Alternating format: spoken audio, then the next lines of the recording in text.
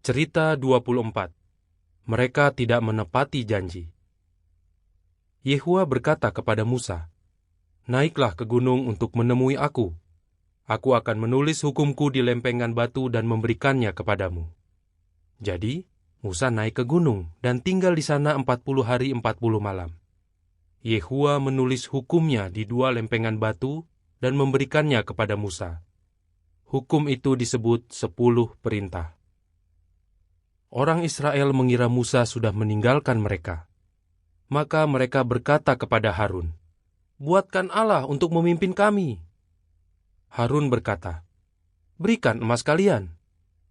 Lalu dengan emas itu, Harun membuat patung anak sapi. Mereka berkata, "Patung ini Allah kita, yang bawa kita keluar dari Mesir."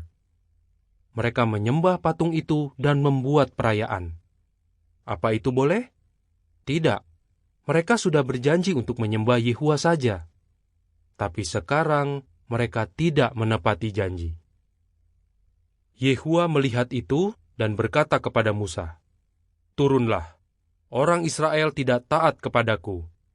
Mereka menyembah patung." Musa pun turun sambil membawa 2 lempengan batu dari Allah. Ketika hampir sampai di perkemahan, Musa mendengar orang-orang bernyanyi. Lalu dia melihat mereka menari dan membungkuk kepada patung itu. Musa marah sekali. Dia melempar 2 lempengan batu itu ke tanah sehingga hancur berkeping-keping. Dia langsung menghancurkan patung itu. Lalu dia bertanya kepada Harun, "Kenapa kamu mau disuruh melakukan hal buruk ini?" Harun berkata, "Jangan marah, kamu tahu mereka itu seperti apa.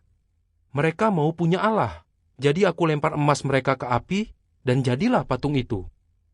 Harun sebenarnya tidak boleh melakukan itu. Musa naik lagi ke gunung dan memohon agar Yehua memaafkan mereka. Yehua mau memaafkan orang-orang yang taat kepadanya. Apa kamu sekarang mengerti kenapa orang Israel harus menaati Musa sebagai pemimpin?